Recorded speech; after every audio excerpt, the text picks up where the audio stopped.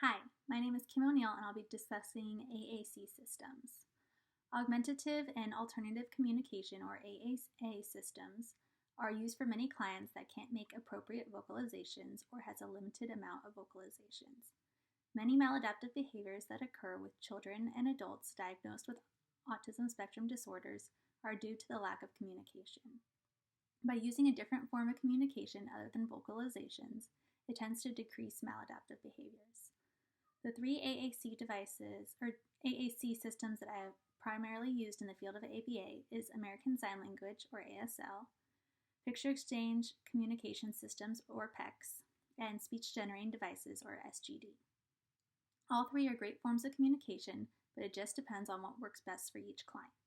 Some clients might take to PECS, while others might have better success with ASL. It also depends on what is acceptable by parents and what they are willing to put forth an effort with.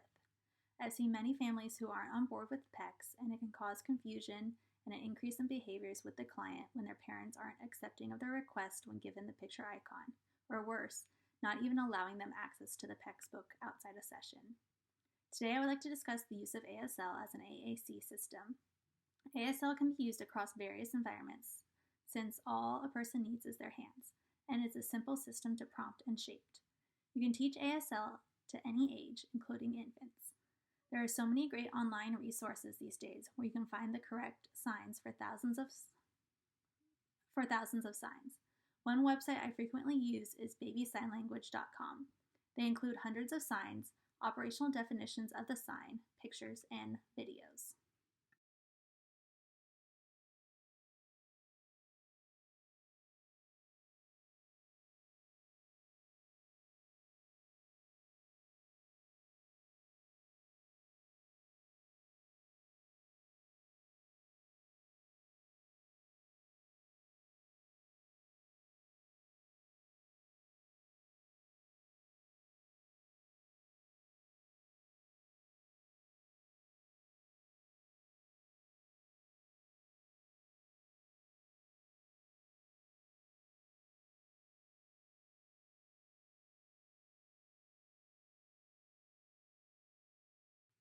When teaching ASL, I have always began with manding.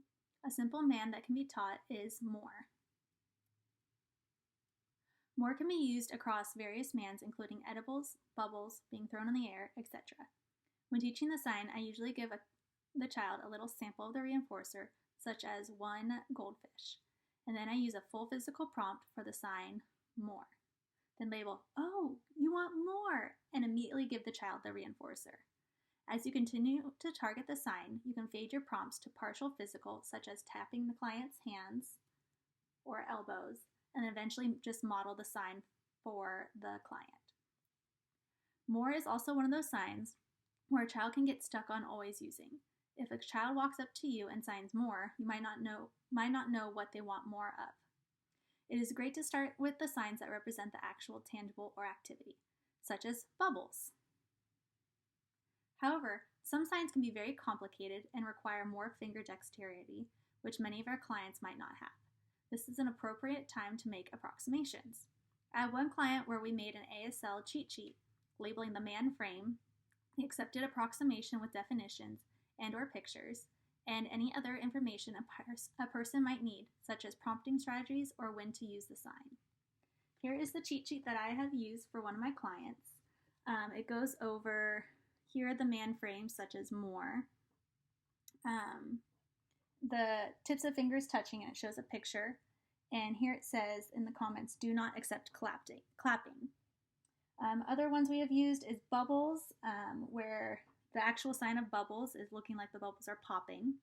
But for him, we use accept just his arms alternating up and down because they can't really do the thumb to index finger. So we just accept him going up and down with this for his arms for bubbles. Other examples that we use for help is another good one that we use with this kiddo. When he gets frustrated, we just prompt him to ask for help. We generally have to use a full physical prompt for that one to do the form, but after that we can fade to more of a model. comments here, we also labeled that he previously was approximating help by moving, by grabbing an adult's hand and moving it up and down if the parent did the thumbs up. But now we want to move to more independence for him, and so that's when we started teaching him to sign for it himself. Another approximation that we used with this client is cracker. So the actual sign for cracker is a diagonal arm, and it's touching the elbow, but for him the diagonal part is kind of hard, so we accept him just tapping his elbow. So in here we label what the sign is, what the approximation is, and how we prompt it, and using it for various cracker snacks such as veggie sticks, chips, pita chips, etc. But we don't accept it for things such as like apple, which apple is like this.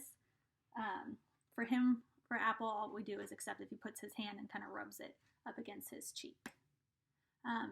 As with ASL, it is very limited on the amount of people who can understand signs and would be able to communicate fully with the client in the future. It would even be more confusing if there was these approximations as well. So that is one con of ASL. But in the long run, it is essential that each client finds what works best for them and their family. I also want to include a short clip of one of my clients using TouchChat, which is a speech generating device. It's an application that you can purchase and put on iPads or iPhones. And during the clip, it's just a short baseline of him expressively identifying colors. Since we started using TouchChat with this client, he had made immense progress with all his programs that we've moved from receptive to now expressive. He's initiating play with peers.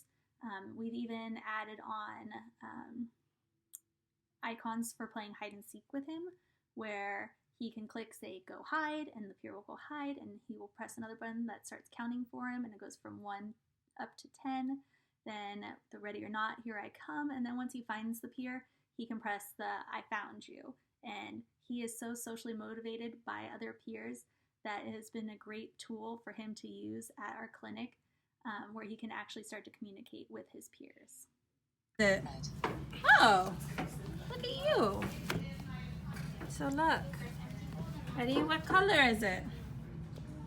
What color is this?